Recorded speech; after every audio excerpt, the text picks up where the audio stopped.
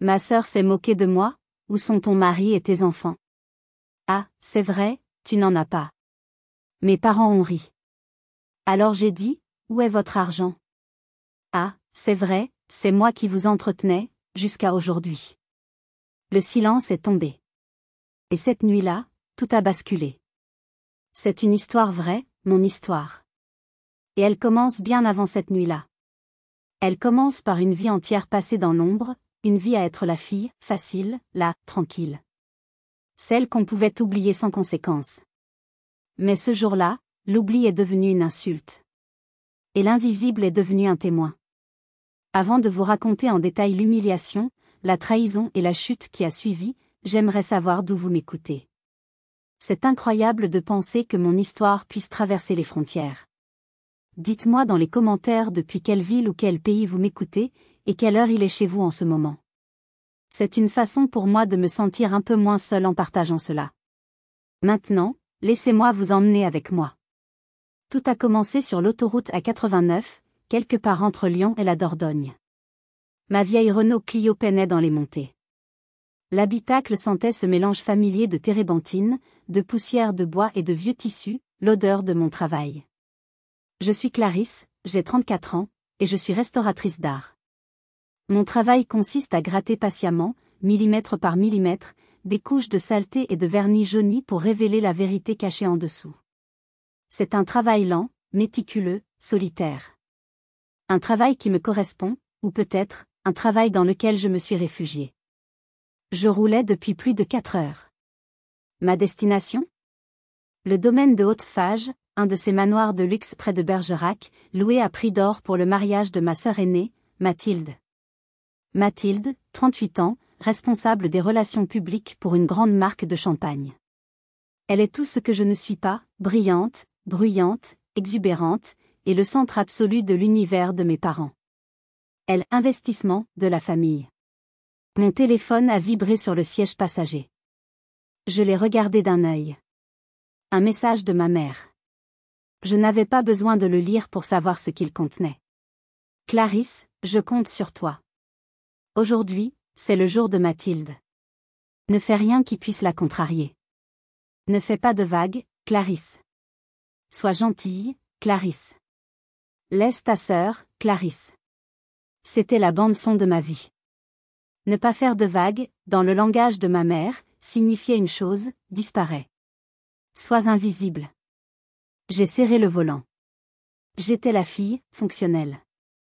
Celle qui réussissait ses études sans bruit, celle qui avait monté son petit atelier de restauration à Lyon avec 2 prêts étudiants et des nuits blanches, celle qui payait ses factures et ne demandait jamais rien. Mathilde, elle, était la fille vitrine. Celle qui coûtait cher, qui faisait des crises, qui brillait à Paris et qui, par sa simple existence, semblait justifier tous les sacrifices. Surtout les miens. Je suis arrivée au domaine de Haute-Fage. Le crissement de mes pneus sur le gravier parfaitement ratissé m'a fait l'effet d'une intrusion. C'était opulent, presque intimidant. Des pelouses parfaites, des pierres blondes taillées, des serveurs en gilet qui passaient avec des plateaux. J'ai garé ma modeste Clio entre une Porsche Cayenne et un Range Rover noir brillant, me sentant comme une tache de boue sur un tapis de soie. À la réception, dans un hall immense qui sentait le bois ciré et les fleurs fraîches, un jeune homme au sourire impeccable n'a pas trouvé mon nom. Clarisse, non, je ne vous vois pas sur la liste des chambres du manoir, madame. C'est alors que Mathilde est apparue, descendant l'escalier monumental, déjà rayonnante dans un peignoir en soie brodée, la mariée. Oh, te voilà enfin. Il y a eu un petit cafouillage avec les chambres, tu comprends, le domaine est complet. Son sourire était large, mais n'atteignait pas ses yeux. Mais ne t'inquiète pas, je t'ai trouvé un petit nid bien tranquille. Elle m'a guidée, non pas vers l'aile des invités, mais vers un escalier de service dérobé, derrière une porte tapissée. La moquette épaisse a laissé place à un lino usé. Un petit nid tranquille était un euphémisme. C'était une ancienne chambre de bonne, au 3e étage, sous les toits. C'était minuscule, étouffant de chaleur malgré la saison, avec un lit simple en fer, une armoire ébréchée et une lucarne en guise de fenêtre. C'est, cosy, ai-je menti, la gorge serrée. L'odeur de renfermé et de poussière me piquait le nez. Je savais que ça te plairait, a-t-elle roucoulé, son bracelet en diamant scintillant alors qu'elle me tapotait le bras. Toi qui aimes tant le calme et la simplicité. Tu es si peu compliqué, toi. Bon, je te laisse, je dois filer à la coiffure. Elle m'a laissé là. Seule. Dans cette pièce qui criait, tu n'es pas des nôtres. J'ai posé ma valise. La fille pas compliquée. L'invisible. Ce n'était pas un cafouillage. C'était un message. Le premier d'une longue série. J'ai ouvert ma housse à vêtements pour sortir ma seule belle robe, une robe couleur prune. J'ai regardé par la lucarne. En bas, très loin, je pouvais voir les invités commencer à arriver, riant, buvant du champagne sur la terrasse. Je me suis assise sur le lit qui grinçait. J'allais faire ce qu'on m'avait demandé. J'allais être invisible. J'allais endurer ces 24 heures, sourire poliment, et repartir dans ma vie tranquille, à mes tableaux. Mais j'avais tort. J'avais tellement tort. Je n'étais pas venue ici pour endurer. J'étais venue ici pour que tout s'arrête. 1 heure plus tard, j'ai descendu les 3 étages de l'escalier de service. Me préparer dans cette chambre étouffante avait été une épreuve. La fermeture éclair de ma robe s'était coincée, et j'avais dû lutter seule, transpirant légèrement, pour la fermer. Je me sentais déjà en décalage. La robe prune était élégante, je le savais. Je l'avais achetée pour l'ouverture d'une galerie l'année dernière. Mais en entrant dans le hall principal, en voyant les robes de créateurs, les bijoux étincelants et les coiffures impeccables des invités, je me sentais comme une écolière. Le cocktail se tenait dans les jardins à la française. J'ai traversé la foule, un verre d'eau à la main, cherchant un visage familier. Je les ai vus près de la fontaine. Mon père, dans un costume sombre qui semblait trop grand pour lui, regardait fixement ses chaussures. Ma mère, rayonnante dans une robe de soie champagne qui avait dû coûter l'équivalent de 3 mois de mon loyer, ajustait le col de papa. Et là, au centre, Mathilde. Radieuse, riant aux éclats, sa main ornée d'une bague de fiançailles indécente posée sur le bras de son futur mari, Étienne. Étienne. Un homme de 36 ans, développeur de logiciels, qui avait récemment vendu sa start-up pour une somme que je ne pouvais même pas imaginer. Il avait l'air gentil, presque normal, au milieu de ce cirque. Il m'avait souri gentiment lors du dîner de fiançailles, l'unique fois où je l'avais rencontré. J'ai commencé à m'avancer vers eux, esquissant un sourire. Maman? Papa? Ma mère s'est retournée. Son sourire s'est figé une milliseconde quand elle m'a vue. Une ombre de contrariété a traversé son regard avant qu'elle ne reprenne sa composition. Ah, Clarisse. Te voilà. Elle ne m'a pas embrassée. Elle n'a pas fait un pas vers moi. Elle a juste regardé par-dessus mon épaule. Va donc prendre une coupe de champagne, nous sommes occupés avec les parents d'Étienne. Mathilde et papa n'ont même pas tourné la tête. Occupés. Bien sûr. J'ai reculé, le « bonjour » que j'allais adresser à Étienne mourant dans ma gorge. Je suis retourné dans l'ombre des grands arbres, et j'ai attendu. La cloche a sonné, annonçant le passage à table. Les invités ont commencé à se diriger vers la grande salle de réception, une magnifique orangerie avec des lustres en cristal gigantesques et des murs de verre donnant sur les jardins illuminés. C'était à couper le souffle. J'ai suivi le flot, cherchant mon nom sur le plan de table en calligraphie dorée, affiché à l'entrée. Je ne le trouvais pas. Table 1. Table 12. La table d'honneur? Mon nom n'y était pas. J'ai relu la liste, encore et encore, le cœur commençant à battre désagréablement. Une jeune femme avec un talkie-walkie et une tablette s'est approchée, son sourire professionnel se tendant légèrement en voyant mon anxiété. « Puis-je vous aider, madame ?» Oui, ai-je dit, me sentant stupide, ma voix plus basse que prévu. Je ne trouve pas ma place. Je suis Clarisse, la sœur de la mariée. L'expression de la jeune femme a changé. Elle a froncé les sourcils. La sœur de... Oh. Un instant. Elle a tapoté sur sa tablette, son visage passant de la perplexité à la gêne pure. Ah. Oui. Mademoiselle Clarisse. Votre place est, par ici, s'il vous plaît. Je l'ai suivie, pensant qu'elle m'emmenait à une table qui avait été oubliée sur le plan. Mon cœur s'est serré d'un mauvais pressentiment. Nous avons dépassé l'entrée de l'orangerie. Nous avons continué dans le hall principal. Nous avons dépassé les somptueuses toilettes des dames. Elle s'est arrêtée dans le couloir de service. Le couloir qui menait aux cuisines et au quartier du personnel. Juste à côté de la porte battante d'où s'échappaient déjà des bruits de vaisselle et des ordres criés. Là, à moitié cachée derrière un grand ficus en peau qui devait masquer la misère, se trouvait une minuscule table ronde, type table de bistrot en fer forgé, sans nappe. Il y avait une seule chaise pliante. Nous étions un peu à court de place dans la salle principale, a bafouillé l'organisatrice, n'osant pas me regarder dans les yeux. J'ai regardé la table. Puis j'ai regardé la porte des cuisines. Puis j'ai regardé le grand paravent en bois qu'on avait dressé à la hâte à côté de la table. Un paravent qui, je l'ai réalisé avec une nausée soudaine, était là pour cacher une poubelle de service grise sur roulette. Ma place. La place de la sœur de la mariée. Dans un couloir. À côté d'une poubelle. Je vois, ai-je murmuré. Ma gorge était si sèche que les mots sont à peine sortis. Profitez de votre soirée, a lancé l'organisatrice avant de s'enfuir, visiblement soulagée de se débarrasser de cette corvée. Je suis resté là. Debout. Je pouvais entendre, à quelques mètres, dans l'orangerie, le brouhaha joyeux, les rires, le tintement des verres. Je pouvais voir les reflets des lustres sur le marbre du hall.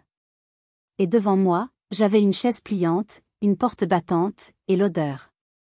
L'odeur écœurante des grands lys blancs de la décoration, une odeur de funérailles, mélangée à l'odeur âcre de l'eau de javel et à celle, indéniable, des déchets de cuisine qui s'échappaient de derrière le paravent. Je me suis assise. Lentement. Le siège en métal était froid. J'étais une blague. J'étais une esquisse ratée qu'on avait jetée à la poubelle. Et c'est là que j'ai su.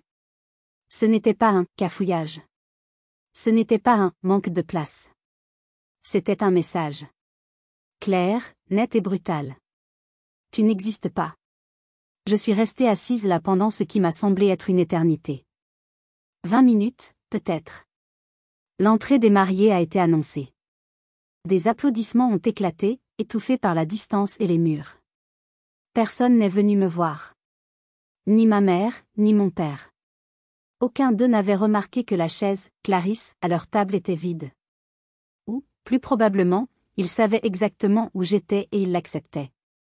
Chaque fois que la porte de la cuisine s'ouvrait, un courant d'air chaud et bruyant me frappait, chargé d'odeurs de sauce et de poisson. Des serveurs passaient à toute vitesse, me jetant des regards curieux, certains apitoyés, d'autres simplement indifférents. Je me suis faite la plus petite possible sur ma chaise, essayant de me fondre dans l'ombre du ficus. J'ai serré le petit cadeau que j'avais posé sur la table, une boîte carrée enveloppée de velours bleu contre ma poitrine. C'était mon seul bouclier. Le DJ à l'intérieur a annoncé que la première danse allait bientôt commencer. La musique s'est faite plus douce. Et puis, je l'ai vue. Mathilde. Elle est sortie de l'orangerie, sa robe d'une blancheur aveuglante flottant autour d'elle comme un nuage. Elle n'est pas venue en courant, l'air affolé, pour s'excuser. Non. Elle s'est avancée lentement dans le hall, son bouquet de pivoine à la main, un petit sourire en coin que je connaissais par cœur. C'était le sourire qu'elle avait juste avant de souffler mes bougies d'anniversaire à ma place quand nous étions enfants. Elle n'est pas venue me chercher. Elle est venue savourer. Elle s'est arrêtée à quelques mètres, me jaugeant, appréciant la scène. Moi, sur ma chaise de bistrot, à côté du paravent qui cachait la poubelle. Eh bien, dit-elle, sa voix faussement douce, dégoulinante d'une pitié feinte qui était pire qu'une insulte. On dirait qu'ils ont enfin trouvé la place qui te correspond. Je l'ai regardé. Je n'ai rien dit. L'odeur de son parfum, quelque chose de cher, de lourd et d'oppressant, a remplacé l'odeur de l'eau de javel. Quoi? Tu ne dis rien? Elle a continué en s'approchant encore, comme un prédateur. Je suppose que tu ne comptes pas, après tout. Je ne compte pas, ai-je répété, ma voix un simple souffle. Le mot m'a frappé. C'était le mot juste. Je n'étais pas dans l'équation. Bien sûr que non, dit-elle en riant, un petit rire aigu qui m'a glacé le sang. Regarde-toi. Tu n'es même pas dans la salle. Tu n'es personne. C'est presque triste. J'ai senti quelque chose se briser en moi. Ce n'était pas de la tristesse. C'était de la glace. Il y a toujours eu assez de place pour nous deux, Mathilde, ai-je dit, ma voix soudainement stable, froide. C'est juste toi qui as toujours voulu prendre toute la place. Son sourire s'est effacé. La vérité la touchait rarement, mais quand elle le faisait, elle la mettait en colère. Oh, s'il te plaît, Clarisse, arrête ta philosophie à dessous. Tu n'es qu'une jalouse. Tu l'as toujours été. Elle s'est penchée vers moi, baissant la voix, la rendant sifflante. C'est mon jour, aujourd'hui. Mon triomphe. Et toi? Tu es là, dans le couloir, comme une employée. Et franchement, c'est ce que tu es. Une petite ouvrière qui gratte de vieilles croûtes. Elle a regardé ma robe. Pathétique. Tu as 34 ans, tu passes tes journées à te salir les mains avec des produits chimiques, tu es seule, sans mari, sans enfant. Tu es jalouse, n'est-ce pas? Jalouse de ne jamais avoir un homme comme Étienne, de ne jamais avoir un mariage à 100 000 € comme celui-ci. Chaque mot était un coup de scalpel, calculé pour faire mal. Et elle avait raison sur un point. J'étais seule. Mais la jalousie? Non. Ce que je ressentais était bien plus froid, bien plus profond. Je te plains, Mathilde, ai-je dit doucement. Me plaindre, elle a sifflé, le venin pur déformant ses traits parfaits. Tu me plains? Tu as besoin de tout ça, dis-je en désignant la salle d'un geste de la tête, de tout ce spectacle, de tous ces gens, de tout cet argent, pour te sentir exister. Tu as besoin de me rabaisser, moi, ta propre sœur, pour te sentir grande. C'est ça qui est pathétique. Le masque est tombé. La haine pure a brillé dans ses yeux. Maman avait raison, a-t-elle craché. Tu gâches tout. Tu rends tout difficile. Tu es exactement comme papa, un échec silencieux, plein d'amertume. Et là, elle m'a touchée. Papa. Mais tu sais quoi, a-t-elle ajouté, se redressant, retrouvant sa posture de reine. Personne n'a besoin de toi ici. Personne ne veut de toi. Elle a fait demi-tour, sa traîne balayant le sol en marbre. Amuse-toi bien avec les poubelles. Elle a disparu dans la lumière et la musique. Je suis restée là. Le sang battait à mes tempes, si fort que j'entendais un sifflement. Ce n'était plus de la glace. C'était du feu. La dernière corde, celle qui me rattachait encore à l'idée d'une famille, d'une décence, venait d'être coupée. Non pas par la place dans le couloir. Mais par ces mots. Un échec silencieux, comme papa. J'ai regardé la boîte en velours bleu dans mes mains. Le cadeau. Je savais ce qu'il y avait dedans. Et je savais ce que je devais faire. Ce n'était plus une question de vengeance. C'était une question de vérité. Mon travail. Révéler la vérité. Maintenant, je veux vous poser une question. Si vous aviez été à ma place, à ce moment précis, après cette humiliation publique et cette attaque personnelle, qu'auriez-vous fait? Seriez-vous parti en pleurant? Auriez-vous fait un scandale? Dites-le moi dans les commentaires. Que auriez-vous fait? La boîte en velours bleu semblait soudain peser une tonne. Je suis restée immobile, la voix de Mathilde résonnant encore dans le couloir, un échec silencieux, comme papa. Cette phrase, elle a touché un nerf à vif, bien plus profondément que n'importe quelle insulte sur ma vie personnelle. Parce qu'elle m'a rappelé pourquoi j'étais là, et pourquoi tout cela était si injuste. Laissez-moi vous expliquer. Mon père n'a pas toujours été un échec silencieux. Il a été un artisan magnifique. C'était un ébéniste d'art. Ses mains, que je regardais avec admiration quand j'étais enfant, pouvaient faire chanter le bois. Elles sentaient la cire d'abeille et la patience. C'est lui qui m'a donné l'amour des choses anciennes, le respect de l'histoire cachée dans un objet. Mais il y a 5 ans, une scie circulaire a dérapé. En une seconde, 3 doigts de sa main droite ont disparu. Son métier, sa passion, sa vie, tout s'est arrêté. J'étais à l'hôpital quand il s'est réveillé. La première chose qu'il a regardée, ce n'était pas mon visage, mais sa main bandée. Et j'ai vu la lumière s'éteindre dans ses yeux. Le silence a commencé ce jour-là. L'odeur de la sueur et de la cire d'abeille a déserté la maison, remplacée par celle, fade, de la dépression. Il a sombré dans une apathie que ma mère refusait de voir. Pour elle, il était juste devenu inutile. Une charge. Pendant ce temps, moi, je venais d'ouvrir mon atelier à Lyon. Je me battais, j'acceptais des contrats sous-payés, je travaillais 16 heures par jour pour me faire un nom, pour payer le loyer de mon petit local. Mathilde, elle, vivait sa grande vie à Paris. Elle construisait son réseau, ce qui signifiait surtout aller à des soirées coûteuses et poster des photos sur Instagram. Avec l'invalidité de papa, les finances de la famille se sont effondrées. L'assurance couvrait à peine les frais. Et c'est moi, la fille invisible, qui ai commencé à payer. Discrètement. 500 € chaque mois, versés sur le compte de mes parents. Pour les factures, je disais. Pour aider papa. Mathilde, elle, n'a jamais envoyé un centime. Je ne peux pas, Clarisse, me disait-elle au téléphone, sa voix agacée. Tu ne comprends pas le coût de la vie à Paris. J'ai une image à maintenir. C'est crucial pour ma carrière. Et puis, il y a 2 ans, j'ai découvert le carnet. J'étais rentrée pour le week-end, cherchant un document pour mon père dans le bureau de ma mère. J'ai trouvé son vieux carnet de comptes, celui qu'elle tenait, à l'ancienne. Par curiosité, je l'ai feuilleté. Et j'ai vu. La page de gauche était pour les entrées. La page de droite pour les sorties. Page de gauche, 1er mars, virement Clarisse, plus 5 cents €. Page de droite, 3 mars, virement Mathilde, sac à main, moins 200 €. 5 mars, virement Mathilde, soirée networking, moins 300 €. Mois après mois. C'était la même chose. Mon argent. L'argent que je gagnais en restaurant méticuleusement des commodes Louis XV, l'argent qui sentait la térébenthine et la sueur, était directement siphonné par ma mère pour financer les sacs à main et les cocktails de ma sœur. Quand j'ai confronté ma mère, le carnet à la main, elle n'a même pas eu l'air honteuse.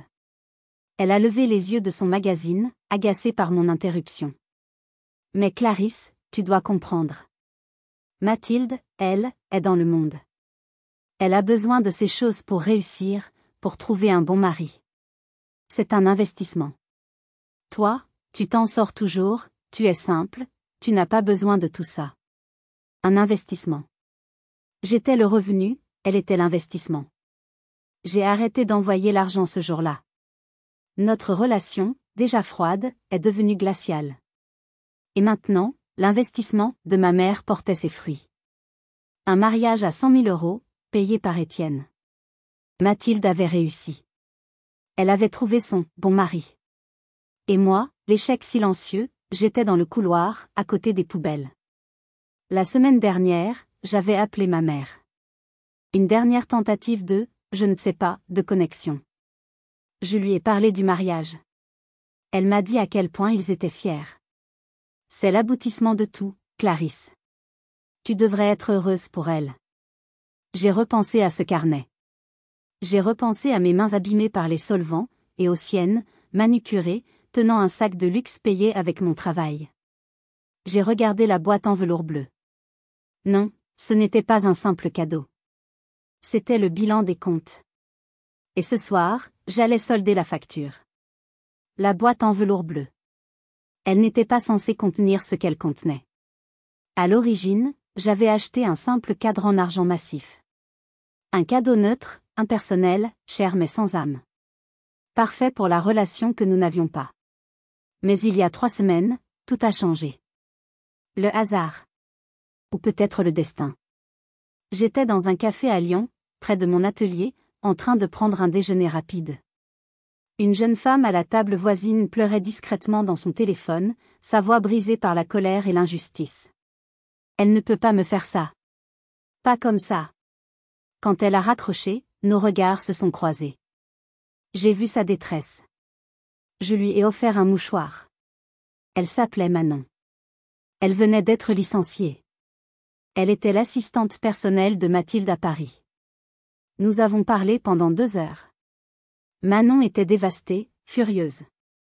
Mathilde l'avait renvoyée pour une erreur mineure de réservation, sans préavis, sans indemnité, la menaçant de ruiner sa réputation si elle contestait. Elle m'a dit que j'étais remplaçable et que je devrais m'estimer heureuse qu'elle ne porte pas plainte pour incompétence. Point. Elle n'est pas juste cruelle, Clarisse, m'a dit Manon, ses yeux s'enflammant quand elle a appris qui j'étais. Elle est mauvaise. Et elle est stupide. Stupide? Complètement. Elle se vante. De tout. Surtout de la façon dont elle a géré Étienne. Et c'est là que Manon m'a tout raconté, vidant son sac dans un flot de vengeance. Mathilde n'avait pas seulement séduit Étienne. Elle l'avait escroqué. Étienne, le génie de l'informatique, était, selon les mots de Mathilde, un idiot en matière d'amour et d'administration. Il était tellement absorbé par la transition après la vente de sa société qu'il avait laissé Mathilde gérer les détails de leur futur mariage. Manon m'a expliqué. Il y avait eu 2 versions du contrat de mariage. Une première version, standard, en séparation de biens, qu'Étienne avait lue et approuvée. Et une seconde version, que Mathilde lui avait fait signer un soir, en vitesse, entre 2 rendez-vous, une version qui modifiait subtilement la clause sur les biens acquis avant le mariage.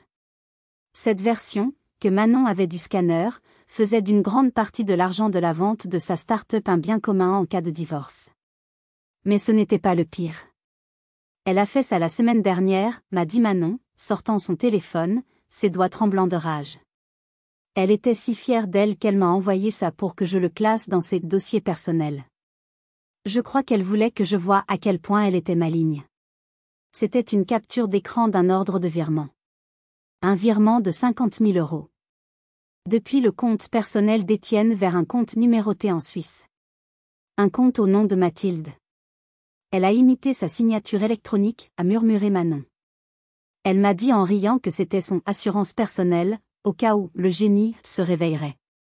Elle a dit que c'était juste un petit bonus pour tout le travail qu'elle avait fourni. Et puis, il y avait les messages WhatsApp. Des dizaines. Mathilde se moquant d'Étienne auprès de ses amis, le génie de la tech ne vérifie même pas ses propres comptes. Il est tellement amoureux qu'il signerait sa propre condamnation. C'est presque trop facile. Manon m'a tout transféré. Je ne sais pas quoi faire, m'a-t-elle dit. J'ai peur d'elle. Mais, ce n'est pas juste. Il est gentil, Étienne. J'avais maintenant en ma possession une bombe atomique.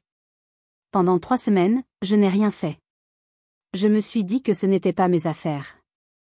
Que c'était illégal, certes, mais que je ne voulais pas être celle qui, quoi? Qui gâcherait la fête? Et puis j'ai reçu le message de ma mère, ne fais pas de vagues. Et puis j'ai été envoyée dans le grenier. Et puis j'ai été assise à côté de la poubelle. Et puis Mathilde m'a dit que j'étais un échec silencieux. Je me suis levée de ma chaise de bistrot. Lentement. Mon travail consiste à révéler la vérité. À enlever les couches de saleté pour montrer l'œuvre originale. Étienne méritait de voir l'œuvre originale. J'ai lissé ma robe prune. J'ai marché, la tête haute, en sortant du couloir de service, traversant le hall, pour entrer enfin dans l'orangerie. Personne ne m'a remarqué. J'étais invisible. Et mon invisibilité était ma plus grande force. Tous les yeux étaient tournés vers la piste de danse où le DJ annonçait la première danse. Je me suis approchée de la table des cadeaux, une immense table couverte de boîtes luxueuses et d'enveloppes. J'ai pris le cadre en argent de ma boîte. Je l'ai glissé dans mon sac à main. À la place, j'ai mis l'enveloppe épaisse que j'avais préparée, au cas où. Celle contenant les impressions des captures d'écran WhatsApp. La copie des 2 contrats de mariage, avec les clauses surlignées. Et l'ordre de virement des 50 000 €. J'ai refermé la boîte de velours bleu.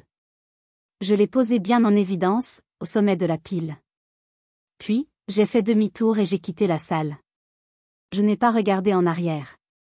Dehors, l'air frais de la Dordogne m'a frappé le visage. C'était l'air de la liberté. J'ai marché jusqu'à ma Clio. Alors que je mettais la clé dans le contact, la musique de la première danse a commencé. Une ballade sirupeuse. J'ai démarré le moteur. Danse bien, Mathilde, ai-je murmuré. Danse bien ton ultime danse. Je n'étais pas là pour le voir. Mais Manon, l'ex-assistante, m'a tout raconté. Manon avait été invitée au mariage avant d'être licenciée et elle avait décidé de venir quand même, pour voir. Elle m'a dit qu'elle voulait s'assurer que sa contribution ne soit pas vaine. Elle s'était tenue au fond de la salle, près du bar, observant tout. La première danse était, selon ses mots, parfaite. Une chorégraphie de bonheur conjugal. Étienne regardait Mathilde avec une adoration absolue, ses yeux ne la quittant pas. Mathilde, elle, rayonnait, mais son regard balayait la salle, comptant les invités, vérifiant les apparences, s'assurant que tout le monde la regardait. Une performance. Après la danse, les applaudissements ont été assourdissants. Le champagne a coulé. Puis vint le moment des discours. Le père d'Étienne, puis mon père, qui s'est levé, a marmonné à la mariée, et s'est rassis. Puis ma mère, qui a fait un discours larmoyant sur sa magnifique fille, et son destin exceptionnel. Et juste après, une animation impromptue. Une cousine d'Étienne, un peu éméchée, a eu l'idée, amusante, de faire ouvrir aux mariés quelques cadeaux, symboliques, devant tout le monde. Allez, juste les plus jolis. Mathilde, bien sûr, a adoré l'idée. Plus d'attention sur elle. Elle s'est dirigée vers la table des cadeaux, riant, jouant la comédie de la surprise, suivie par un caméraman. Oh, lequel choisir? Ils sont tous si merveilleux. Et là, bien sûr, elle a vu la boîte de velours bleu, celle que j'avais placée au sommet de la pile. Oh, regardez, s'est-elle exclamée en s'en saisissant, la brandissant pour la caméra. Celle-ci doit être de ma chère petite sœur, Clarisse. Elle est si discrète, elle est sûrement, quelque part. Elle a balayé la salle du regard, sachant très bien que je n'y étais pas, je me demande ce que ça peut être. Sûrement quelque chose de simple, fait avec ses petites mains. Des rires polis ont parcouru l'assemblée. Ma mère, à la table d'honneur, souriait, fière de la répartie de sa fille aînée. Étienne se tenait à côté de Mathilde, souriant, patient, amoureux. Mathilde a tiré sur le ruban de soie. Elle a ouvert la boîte. Manon m'a dit que le changement sur son visage avait été instantané, et terrifiant à voir. Le sourire s'est figé. La couleur a quitté ses joues, la laissant d'une pâleur de cire. Ses yeux se sont écarquillés en voyant, non pas un cadre en argent, mais une simple enveloppe blanche épaisse, sans nom. Elle a essayé de refermer la boîte, d'un coup sec. Oh, c'est juste une carte. Très personnelle. On regardera plus tard, mon amour. Mais Étienne, pensant que c'était une lettre émouvante de ma part, l'a arrêtée gentiment. Attends, chérie. Lis-la. Clarisse est ta sœur, ça doit être important. Elle est si réservée, c'est peut-être sa façon de. Non, a dit Mathilde, sa voix devenant soudain aiguë, un couac dans la musique d'ambiance. Non, non, c'est personnel, je te dis. Elle a tenté de glisser la boîte sous la table des cadeaux. Mais sa panique était trop évidente. Son geste était trop brusque. Étienne, non. Ce « non » était trop fort. Trop désespéré. La musique s'est adoucie. Les invités se sont tus. Le caméraman a zoomé. Lentement, Étienne a récupéré la boîte. Mathilde? Qu'est-ce qui ne va pas? C'est juste ta sœur. Il a ouvert la boîte et a sorti l'enveloppe. Étienne, je t'interdis, a crié Mathilde, essayant de lui arracher l'enveloppe des mains. Il a reculé, surpris par sa violence, son visage passant de l'amour à la confusion la plus totale. Il la regardait, puis l'enveloppe. Mathilde, tu me fais peur. Il a ouvert l'enveloppe. Il a sorti la première page. Une capture d'écran WhatsApp. Le génie de la tech ne vérifie même pas ses propres comptes. Manon m'a dit qu'il avait froncé les sourcils, ne comprenant pas. Il a sorti la deuxième page. Une autre capture d'écran. C'est presque trop facile. Il signerait sa propre condamnation. Puis, il a sorti l'ordre de virement bancaire. Il est resté figé. Il a regardé le nom sur le compte émetteur, le sien. Le nom sur le compte récepteur, Mathilde. Le montant 50 000 €. La destination Suisse. Mathilde. A-t-il commencé, sa voix un murmure confus, le micro captant sa respiration. Qu'est-ce que c'est que ça? La salle était dans un silence de mort. C'est elle, a hurlé Mathilde, réalisant que le jeu était terminé, choisissant l'attaque. C'est Clarisse. Elle est jalouse. Elle a tout inventé. Ce sont des faux. Des montages. Étienne la regardait, perdu. Il voulait la croire. Il regardait les papiers, puis sa femme. Des faux. Oui. Des faux, mon amour. Tu me crois, n'est-ce pas? C'est ma sœur, elle a toujours été jalouse de moi. C'est à ce moment-là que Béatrice, la mère d'Étienne, s'est levée. Béatrice, la mère d'Étienne. Une femme d'une 60aine d'années, d'une élégance sobre mais redoutable. Ancienne avocate d'affaires au barreau de Paris. Elle n'avait pas dit un mot de la soirée, observant tout avec une acuité qui m'avait, lors de notre unique rencontre, mise mal à l'aise. Elle s'est levée, non pas avec précipitation, mais avec une lenteur délibérée. Elle a traversé la piste de danse, le cliquetis de ses talons sur le parquet étant le seul son dans l'orangerie. Mathilde l'a vue arriver et son visage est passé de la fureur à la peur. Béatrice, ce n'est rien, c'est ma sœur qui. Béatrice n'a pas regardé Mathilde. Elle s'est approchée de son fils, qui tenait les papiers comme s'ils étaient empoisonnés. Étienne, donne-moi ça, dit-elle, sa voix calme mais ne souffrant aucune discussion. Étienne, comme un automate, lui a tendu les feuilles. Mathilde a tenté une dernière charge. Ce sont des faux. Des montages horribles. Clarisse est folle, elle. Taisez-vous, a coupé Béatrice, sans même la regarder. Elle a sorti ses lunettes de sa pochette en soie. Un geste lent, théâtral. Elle les a mises sur son nez. Elle a à peine jeté un œil au virement bancaire et aux messages WhatsApp. C'était trop facile à contester, à appeler faux.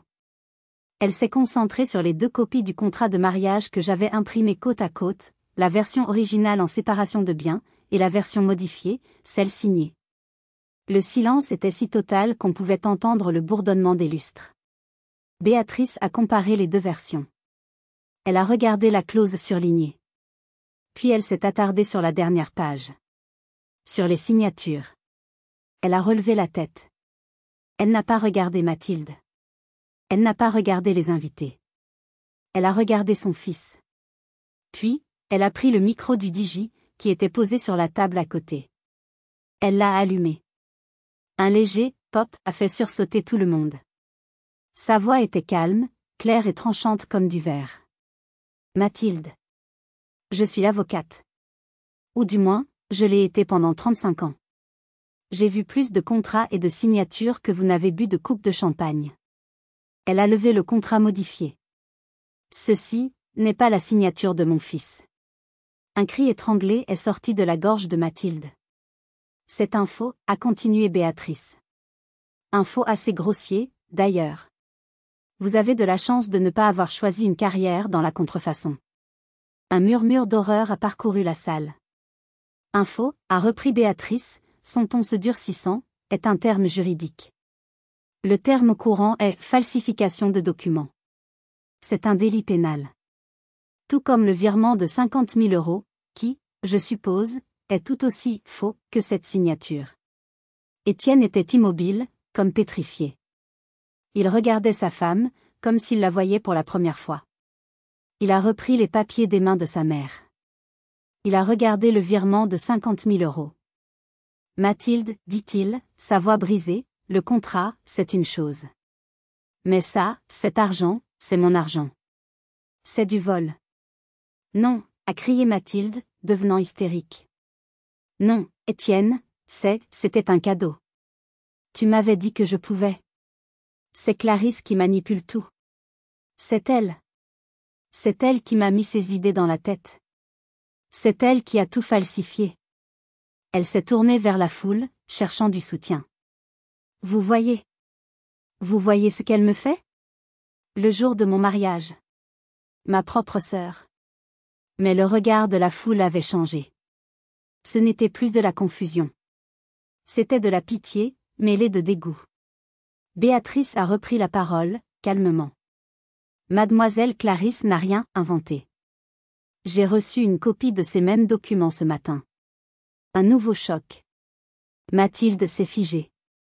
Une certaine Manon, votre ancienne assistante, a jugé bon de m'informer, a continué Béatrice. Je dois admettre que je ne voulais pas y croire. Je pensais que c'était une employée mécontente. J'allais en parler à mon fils, après le mariage. Discrètement. Elle a regardé Mathilde droit dans les yeux, avec un mépris glacial. Mais vous étiez si arrogante. Vous ne pouviez pas vous empêcher de faire votre spectacle. Vous avez ouvert cette boîte. Vous avez forcé la main du destin. Et maintenant, tout le monde voit la vérité. Étienne ne regardait plus Mathilde. Il ne regardait plus sa mère. Il regardait la table d'honneur. Il regardait mes parents. Il a regardé ma mère, qui pleurait en silence, et mon père, qui fixait son assiette. Vous saviez, a-t-il dit à ma mère. Ce n'était pas une question. C'était une constatation. Ma mère a commencé à sangloter. Non. Étienne, c'est un malentendu. Mathilde est impulsive, mais... Impulsive, a répété Béatrice, sa voix chargée d'ironie. Falsifier un contrat de mariage et voler 50 000 €, vous appelez ça être impulsive? Étienne a regardé Mathilde une dernière fois. Le masque était tombé. Il n'y avait plus la mariée radieuse. Il y avait une femme piégée, le visage tordu par la rage et la peur. C'est fini, Mathilde, dit-il. Et ce fut le début de la véritable chute. De ma voiture, garée sur le petit chemin de terre à la sortie du domaine, j'étais trop loin pour voir la scène, mais j'ai entendu le cri. Même à cette distance. Un cri qui a déchiré l'air calme de la Dordogne. Un cri animal, plein de rage et d'incrédulité. C'était la voix de Mathilde. Manon m'a raconté la suite. Après avoir dit « c'est fini », Étienne a détaché la fleur blanche qui était à sa boutonnière. Il l'a laissée tomber sur la table. Il s'est retourné, a boutonné sa veste, et d'un pas calme, il a traversé la piste de danse vide. Il n'a pas couru. Il n'a pas crié. Il est juste parti. Le son de ses chaussures de luxe sur le parquet résonnait dans le silence. Il a poussé les grandes portes de l'orangerie et a disparu dans la nuit. Le silence qui a suivi était assourdissant. Il a duré 10 secondes. Puis, le son d'un verre brisé. Mathilde venait de jeter sa coupe de champagne contre le mur. Il ne peut pas me faire ça. Béatrice a fait un signe au DJ, qui était pétrifié derrière ses platines. La musique s'est arrêtée net. Elle s'est tournée vers mes parents, qui étaient toujours figés à leur table. Monsieur, madame, dit-elle, sa voix ne tremblant pas, je pense que la fête est terminée. Pour vous, en tout cas. Le domaine est payé, mais votre présence n'est plus souhaitée. Puis, elle s'est tournée vers Mathilde, qui haletait, sa robe de mariée souillée par le champagne qu'elle avait renversé sur elle-même. Quant à vous, mademoiselle, attendez-vous à avoir des nouvelles de nos avocats. Et pas seulement pour le divorce. Pour le reste. Le reste. La fraude. Le vol. C'est là que Mathilde a perdu tout contrôle. Elle a attrapé un centre de table, un vase en cristal rempli de pivoine et d'eau et l'a jeté par terre. L'eau et le verre ont explosé sur le sol. C'est de sa faute. C'est de la faute de cette P* tasse de Clarisse. C'est elle qui a tout gâché. Où est-elle? Je vais la tuer.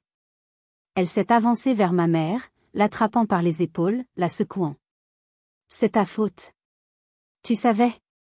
Tu savais qu'elle était là, dans le couloir. Tu l'as laissé faire. Tu ne m'as jamais aimé assez. Tu as toujours préféré cette petite. Ma mère pleurait, incapable de formuler un mot. Mathilde, mon bébé, calme-toi, s'il te plaît. M'y calmer, a hurlé Mathilde. Ma vie est finie. À cause d'elle. À cause de vous tous. Les invités commençaient à partir, fuyant la scène, gênés, se détournant de ce spectacle pathétique. Les murmures remplissaient la salle. Incroyable. La pauvre Béatrice. Un faux contrat. Et c'est là que mon père s'est levé. Mon père. L'ébéniste silencieux. L'homme qui n'avait pas dit un mot depuis 5 ans. L'échec silencieux. Il s'est levé lentement. Sa chaise a raclé le sol. Il s'est approché de Mathilde, qui était toujours agrippée à ma mère. Il ne l'a pas touchée. Il l'a juste regardée. Non, a-t-il dit. Sa voix était rouillée, basse, comme une machine qu'on n'a pas utilisée depuis des années. Mais tout le monde l'a entendu. Le silence est retombé, plus lourd encore. Mathilde s'est arrêtée de crier. Elle l'a regardé, stupéfaite. Elle ne l'avait probablement pas entendu parler aussi fort depuis son accident. Non, a-t-il répété. Tu as fait ça toute seule, Mathilde. Il y a eu un silence. Mathilde le regardait, la bouche ouverte. Tu a-t-il continué, en la pointant d'un doigt tremblant un doigt de sa main valide, tu dois des excuses à ta sœur. Le visage de Mathilde est passé de la rage à l'incrédulité la plus totale. Puis elle a éclaté d'un rire qui ressemblait à un sanglot, un son horrible. Des excuses? À elle? À cette chose dans le couloir? Mais tu es fou. Elle n'est même pas de la famille. Elle n'est rien. Mon père a soutenu son regard. Le silence s'est étiré. J'imagine le poids de toutes ces années d'injustice, de tout ce qu'il avait vu et tu, de tout l'argent qu'il savait que j'avais envoyé. Il a hoché la tête, très lentement. Alors, a-t-il dit, si doucement que Manon a dû tendre l'oreille. Peut-être que toi non plus, tu ne le hais pas. Ce fut la dernière phrase. Il n'a pas attendu la réponse. Il n'a pas regardé ma mère. Il s'est retourné, et pour la première fois depuis 5 ans, Manon m'a dit qu'il marchait le dos droit. Il a traversé l'orangerie vide, a poussé les portes, et est parti, seul, dans la nuit. Il a laissé Mathilde, effondrée sur le sol, sanglotant au milieu des fleurs brisées et du verre pilé. Il a laissé ma mère, debout, seule à la table d'honneur, regardant son mari partir, puis sa fille s'effondrer. Le tableau parfait était en 1000 morceaux. De ma voiture, j'ai vu mon père traverser le parking. Il ne m'a pas vu. Il est monté dans sa vieille voiture et il est parti. J'ai attendu encore un peu. J'ai vu les lumières de l'orangerie s'éteindre une à une. Puis, j'ai tourné la clé. L'autoroute m'attendait. J'ai conduit toute la nuit. Elle, à 89, était déserte. Les phares de ma Clio coupaient l'obscurité, le ronronnement du moteur était le seul son, couvrant l'écho du cri de Mathilde dans ma tête. Je n'ai pas mis de musique. J'ai juste conduit. Je n'ai pas pleuré. Je ne ressentais ni joie, ni triomphe, ni même satisfaction. Juste, du vide.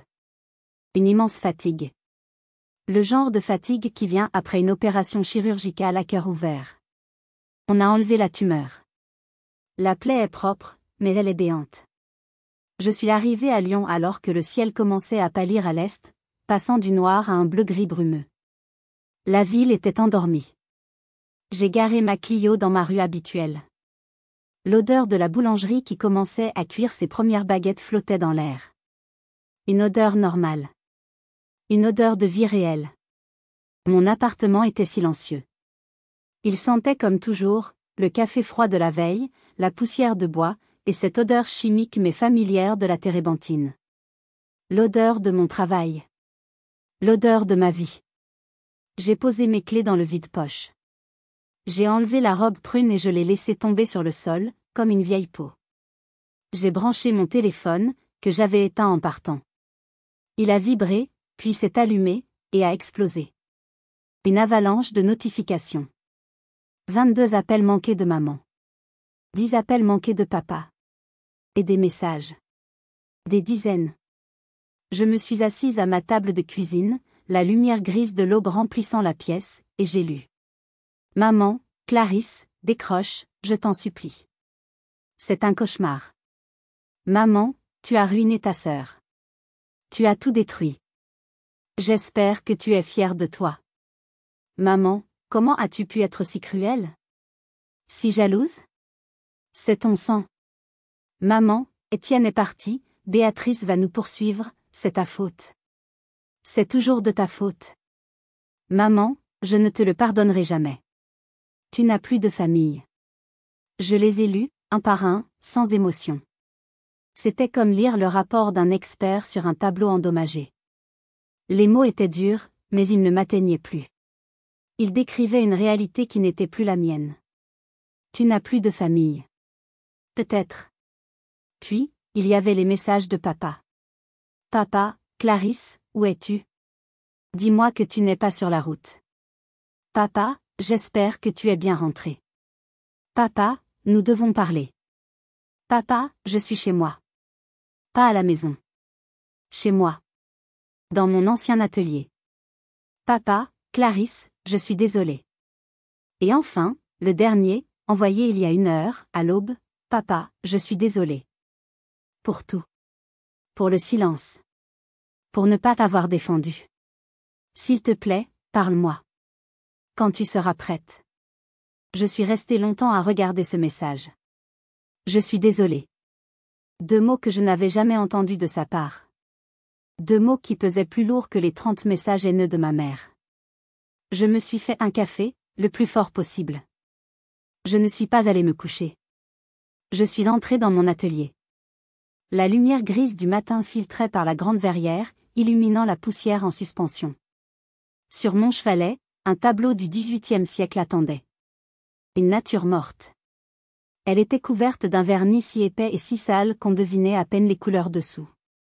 Mon travail. Révéler la vérité. C'est ce que j'avais fait.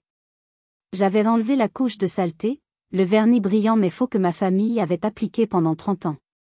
Et ce qu'il y avait dessous, n'était pas beau. C'était brut, abîmé, mais c'était la vérité. Mon téléphone a sonné. Papa. J'ai regardé l'écran. J'ai respiré. J'ai refusé l'appel. J'ai tapé une réponse à son message, j'ai besoin de temps. Je suis bien rentrée. Puis, j'ai ouvert le contact de ma mère. J'ai regardé sa photo. Et j'ai appuyé sur « Bloquer ce contact ». Je n'ai ressenti aucune culpabilité. Juste, du calme. Pour la première fois de ma vie, mon silence n'était pas de la faiblesse. Ce n'était pas de la soumission. C'était une frontière. C'était une porte que je fermais. J'ai enfilé ma blouse de travail, j'ai pris un coton-tige et mon mélange de solvant. J'ai commencé à nettoyer, très doucement, le coin d'une pomme peinte il y a 300 ans. Et sous le jaune sale, un rouge vibrant a commencé à apparaître. Cela fait 6 mois aujourd'hui. 6 mois que je n'ai pas parlé à ma mère. Elle a essayé de me contacter par email, avec de nouvelles adresses. Des messages longs et incohérents, m'accusant d'avoir détruit la famille, d'être responsable de la dépression de Mathilde, et me demandant si je ne pouvais pas aider un peu, financièrement, maintenant qu'elles étaient dans le besoin. J'ai créé un filtre. Tous ces messages vont directement dans les spams. Je ne les lis plus. 6 mois que j'ai commencé à parler à mon père. Vraiment parler. Nous avons déjeuné ensemble le mois dernier, dans un petit bistrot à Lyon. Il a l'air plus vieux, mais ses yeux sont plus vifs. Il vit seul, maintenant, dans un petit appartement en location, près de son ancien atelier qu'il a réussi à récupérer. Il a recommencé à travailler le bois. Pas comme avant. Il n'a plus la force pour les grandes pièces. Il fabrique de petits objets, des boîtes, des jouets d'enfants.